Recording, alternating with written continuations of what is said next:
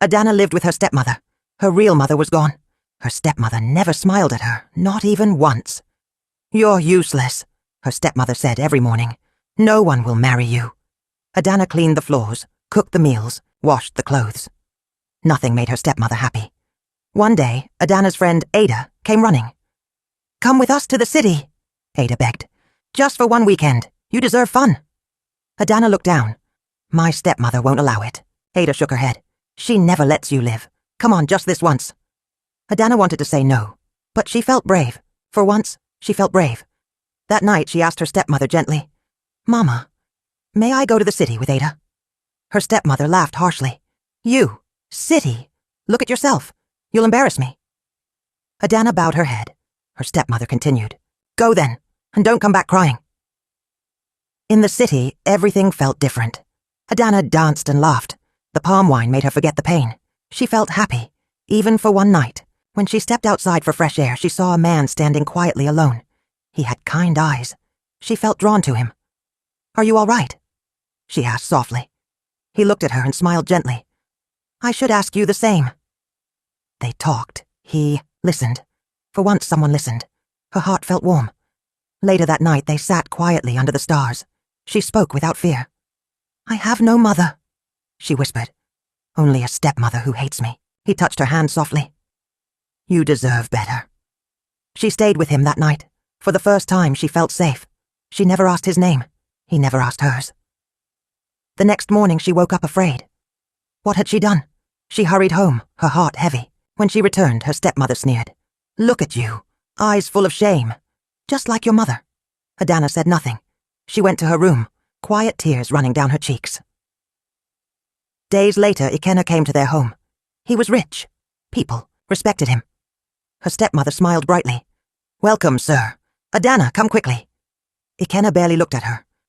"I want to marry your daughter," he announced. His voice was flat, cold. Her stepmother clapped her hands loudly. "At last, someone wants you. Don't mess this up." Adana stood quietly. Her stepmother whispered angrily in her ear. "Say yes quickly. Don't ruin this chance." "Yes," Adana whispered, though her heart screamed no. As the wedding day drew near, she could not forget that quiet night. She dreamed of the stranger, of the kindness in his eyes. She knew something was coming, something that would change her life forever, something her stepmother's harsh words could never control. The village buzzed with excitement. Everyone smiled, everyone except Adana. Her stepmother invited neighbors inside their house. "Come and see, my daughter is marrying a rich man," she boasted. Adana stood quietly, forcing a smile. Her stepmother pinched her secretly. "Smile brighter, girl. Don't embarrass me." "Yes, Mama," Adana whispered softly. At night, alone in her room, Adana stared into darkness. She remembered the kind stranger she met in the city. She missed the warmth of his gentle words. Suddenly, Adana felt sick. Her head spun, and her stomach twisted. She placed her hand on her belly, confused. "No," she whispered fearfully. "Please, no." Days passed. Adana felt weaker. Every morning brought sickness. Deep inside, she already knew. "I must hide this," she told herself. "If anyone finds out, it'll ruin everything." One evening, as Adana folded clothes, her stepmother appeared suddenly. She watched Adana sharply. "You're slower than usual," she said suspiciously. "What's wrong with you?" "Nothing, Mama," Adana answered quickly. Her stepmother moved closer, eyes narrow with distrust. "You look different. Sick. Are you hiding something?" Adana shook her head. "No, Mama." "You better not embarrass me," her stepmother warned bitterly. "If I find out you're lying, you'll regret it." The next day, Ikenna arrived. He brought gifts, but his face showed no joy. He pointed to Adana sharply. "Why are you wearing this dress?" he asked angrily. "I don't like it. Change immediately." Adana's heart sank. "I thought it was beautiful." "You don't think. You obey," Ikenna snapped coldly. Adana hurried to change. Fear filled her heart. "This is the man my stepmother chose," she whispered sadly. "He is rich, respected, but cold. Is this my future?" One afternoon, Ikenna spoke to her again.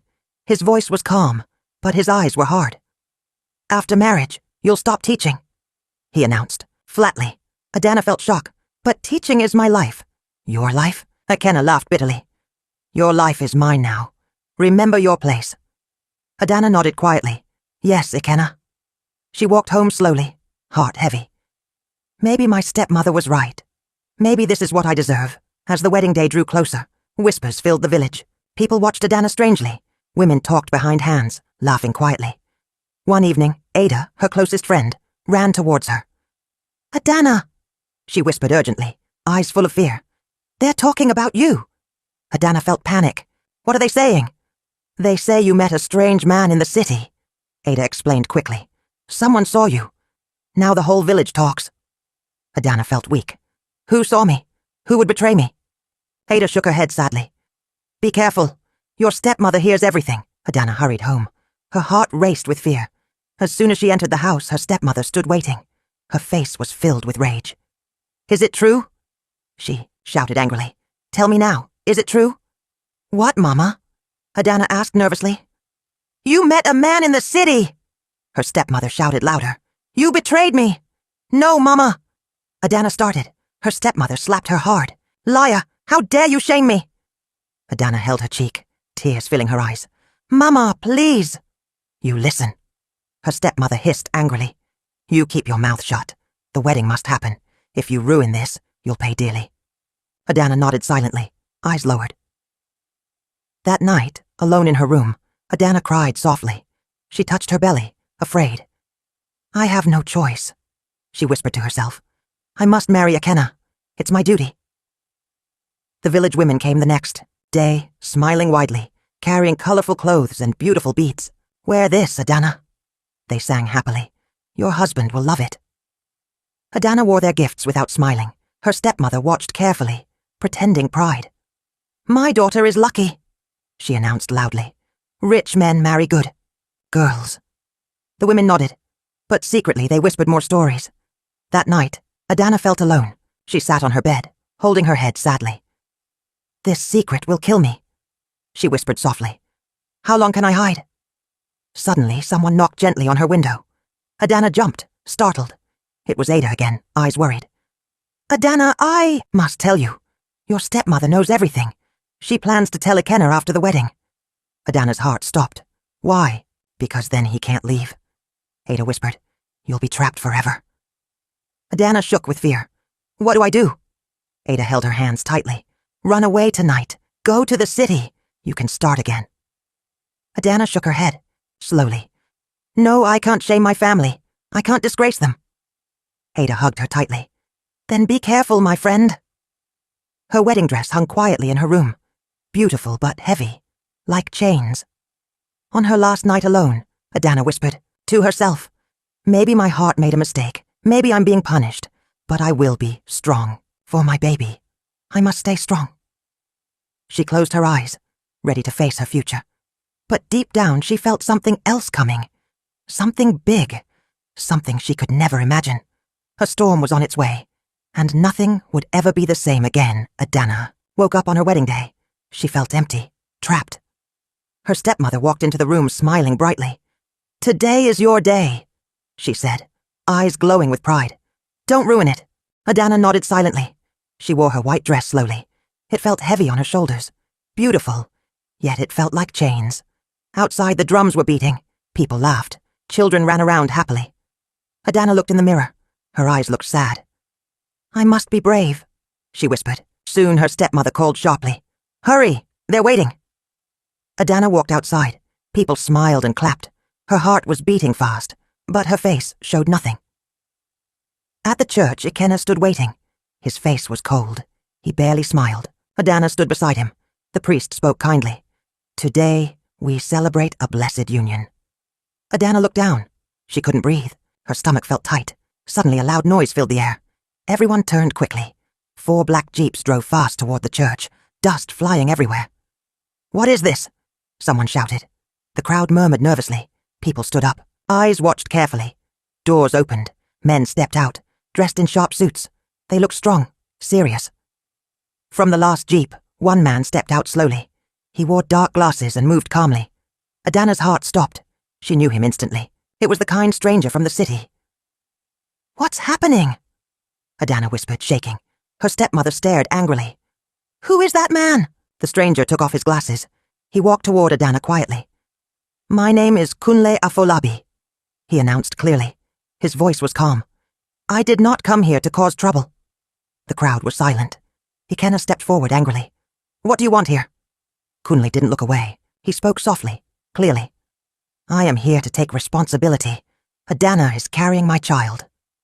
The entire village gasped. Women covered their mouths. Men shook their heads. No! Adana's stepmother screamed. She fell to the ground, fainting dramatically.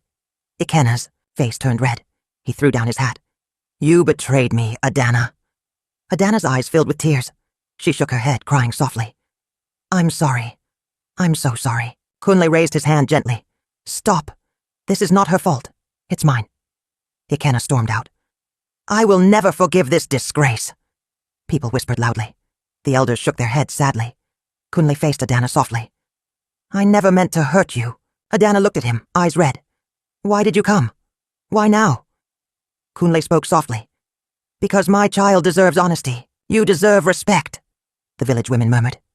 He speaks with honor, one said. Adana shook, tears falling. I hid this secret. I felt ashamed. Forgive me. Kunle reached gently, but didn't touch her. There is nothing to forgive. Her stepmother woke suddenly, screaming, You've ruined everything! Ungrateful child! Adana faced her bravely. No, Mama. I'm tired of hiding. Kunle stepped forward again. Listen, I didn't come here to take Adana away. I came here to give her freedom. She must choose her own path. The village elder nodded, slowly. The man speaks wisely. Adana felt dizzy. Her world was spinning. Kunle looked around calmly. I promise to care for my child. Adana owes me nothing. She is free. The crowd whispered softly, approvingly. This is a true man, someone said. Adana's stepmother shouted again.